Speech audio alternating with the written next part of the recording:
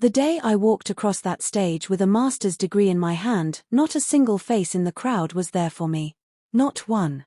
My name bounced off the ceiling of that stadium. Camila Elaine Reed. Master of Data Analytics. And the row marked reserved for family. Empty. Cold metal seats reflecting sunlight back at no one. I smiled for the photographer anyway. Held that diploma a little too tight. Kept my chin up. Because I'd been practicing that smile my whole life. 3 days later, my mother finally texted. Not to say congratulations. Not to ask how it went. She said, and I am not exaggerating, she said. Need $2,100 for Avery's Sweet 16. Send by Friday.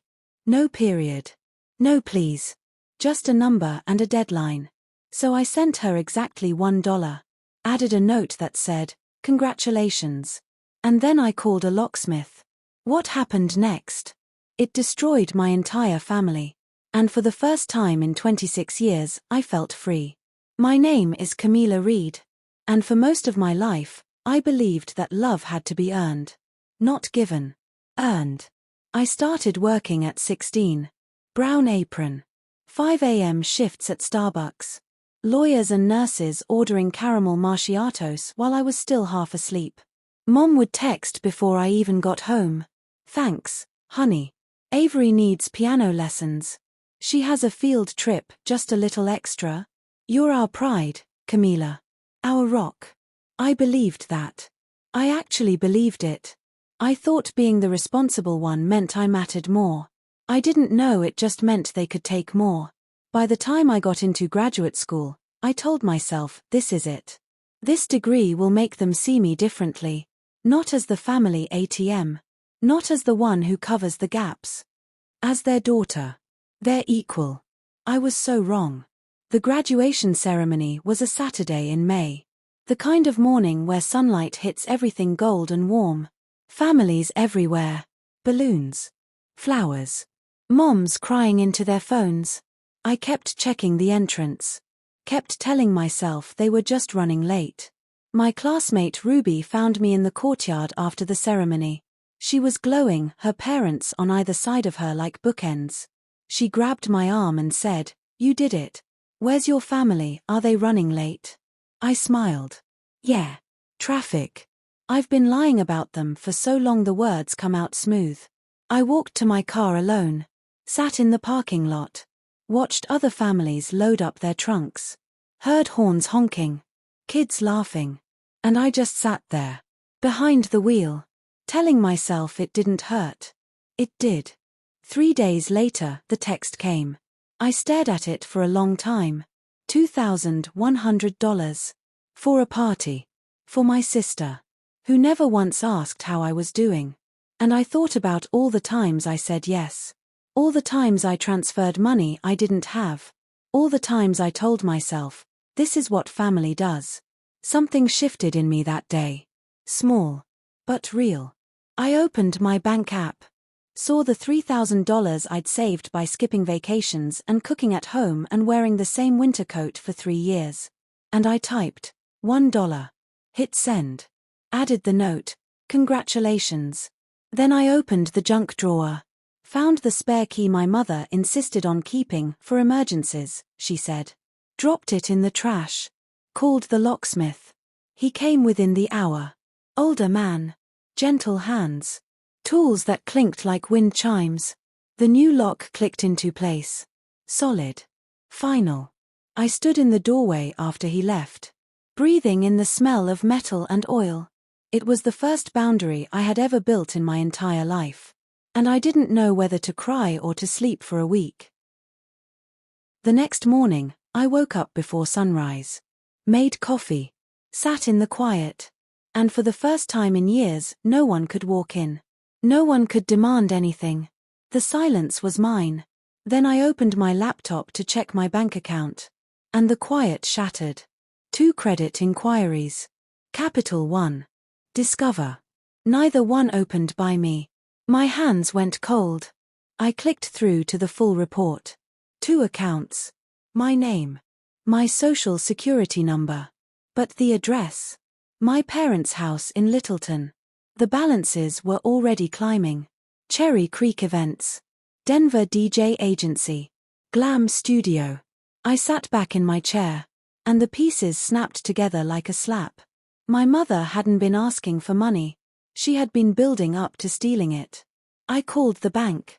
Kept my voice steady even though my hands were shaking. This is Camila Reed. I need to report identity theft. The representative verified my information. Paused. Then said, "This account was opened in person at our Littleton branch last month. Co-applicant, Linda M. Reed." My mother's name. My mother's handwriting on the signature line. My mother's phone number on the application. She hadn't just used me as a bank. She had become me.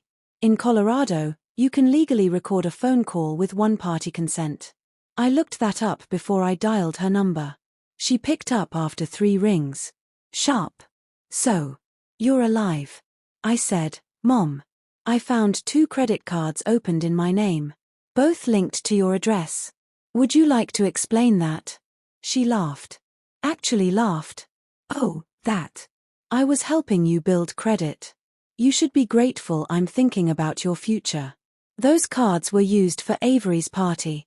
It's family money, Camila. What's yours is ours. Stop being so dramatic. What's mine," I said quietly, "is mine. And what's yours is now under investigation." The silence on the line was instant. Then came her breath, sharp, fast, shocked. "You wouldn't dare." I already did. I ended the call. Saved the recording. Labeled it, Boundaries. May 17th. But she wasn't done. 2 days later, I heard knocking. Firm. Rhythmic. Wrong rhythm for my neighbors. I looked through the peephole. 2 police officers in the hallway. My heart dropped. I opened the door. "Miss Reed. We received a call from your mother. She reported you've been acting erratically, changing locks, not answering calls. She's concerned you may be a danger to yourself." I almost laughed. Not because it was funny. Because it was so calculated it looped back around to evil. I stepped aside and let them in. The apartment was spotless. Coffee on the table. Laptop open on job applications. Diploma framed on the wall. I said, "Do I look unstable to you?" One officer's mouth almost smiled. "Not even close, They asked questions. I answered honestly. Finished grad school. Applying for jobs. No medical issues. Just boundaries. As they turned to leave, one officer paused at the door. Sometimes when people start standing up for themselves, the people around them panic. Happens more than you'd think. When they left, I leaned against the door. Shaking. Not from fear. From fury. My mother had used the police to try to paint me as unstable. She had drawn a line. And now I knew there was no version of this that ended quietly. I called her the next morning. Asked her to meet me. Diner in Highlands Ranch. Neutral ground. She arrived in a floral dress and sunglasses. My father behind her. Smaller than I remembered. Avery came in last, phone in hand, not looking up. Mom slid into the booth. "You made us drive all this way just for dinner?" "We're not eating," I said. "We're talking." I slid the folder across the table. Bank statements. Transaction records. Signatures. Her signature. Her phone number. Her address. She barely blinked. "I did that for you, Camila. You needed credit history. I was helping you plan ahead. You forged my name. Don't be dramatic. It's family. After everything we've done for you." I looked at her. "You mean everything I've done for you? The Starbucks shifts at 16. The money I sent every month. The college fund you spent on Avery's prom dress." Avery glanced up for the first time. "Mom said you agreed to all of that." Mom lied. The table went quiet. Dad finally spoke, voice small. "Sweetheart, let's not blow this up. We can handle this privately." "There is no privately," I said. "The bank already has everything. The accounts are frozen. There's an open fraud investigation. You'll be hearing from them soon." Mom's face went pale. "You're destroying this family." "No, I said. I stood up. You destroyed it the day you decided my name was worth more to you than my love. I put cash on the table for my coffee. And I walked out. That evening was Avery's Sweet 16. Cherry Creek events. Lights. DJ. A banner that read, "Born to Shine." I wasn't there. I didn't need to be. At 8:45 p.m., my phone rang. Unknown number. Miss Reed, this is Lauren Stein, legal liaison for Capital One Colorado. I'm calling to inform you we've coordinated with local law enforcement to verify tonight's event charges. We'll be on site to document the fraud. I thanked her and hung up. Sat back. Listened to the city. 40 minutes later, across town, 2 officers walked into the glowing banquet hall. No sirens. No drama. Just quiet authority cutting through the music. A bank representative followed. Folder in hand. Good evening. We're here to verify a report of credit fraud associated with this event. The charges were made using an account opened under the name Camila Reed. The music cut. People turned. Cameras lifted. My mother froze near the cake table. There must be a mistake. The bank representative read aloud from the file. Primary applicant, Linda M. Reed. Cosigner, unauthorized. Transaction records indicate misuse of another individual's identity. Gasps. Someone whispered, "Isn't that her daughter's name?" Avery stood in the center of the floor. Silver dress. Eyes filling. "Mom, what did you do?" The officers collected receipts and IDs. The DJ unplugged his equipment. The banner drooped. The room emptied in slow waves of whispers. My mother stepped outside into the rain. Alone. 3 days later, an email arrived. Capital One fraud investigation resolved. Primary account holder Linda M. Reed has acknowledged unauthorized use and agreed to repay the full balance. 1 sentence. No apology. Just the truth. Finally in writing. Word spread fast through Littleton.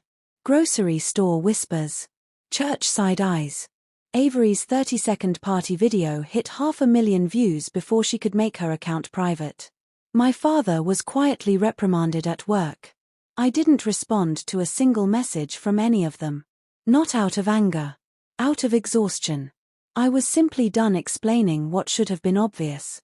I am not a resource. I am a person. I froze my credit. Filed the FTC forms. Closed every account my mother had ever touched. Then I printed the final bank confirmation letter. Pinned it on my wall. Right beside my diploma. Right beside the locksmith's receipt. 3 documents. Proof of effort. Proof of protection. Proof of freedom. That night I brewed tea. Opened the window. Let Denver's night air pour in. And the silence didn't hurt anymore. It healed. 6 months later, autumn settled over Denver. Gold leaves. Crisp air. I had started a new job at Nova Data Labs. People there knew me for what I built, not what I could give them. On my wall hung 3 things. My diploma. My employee badge. And the old lock I'd replaced. Together, they tell one story. How I finally chose myself. If you've ever had to change the locks just to breathe again, you are not alone. And you are not wrong. Drop a comment and tell me where you're watching from. Because I want to know how many of us finally took our names back.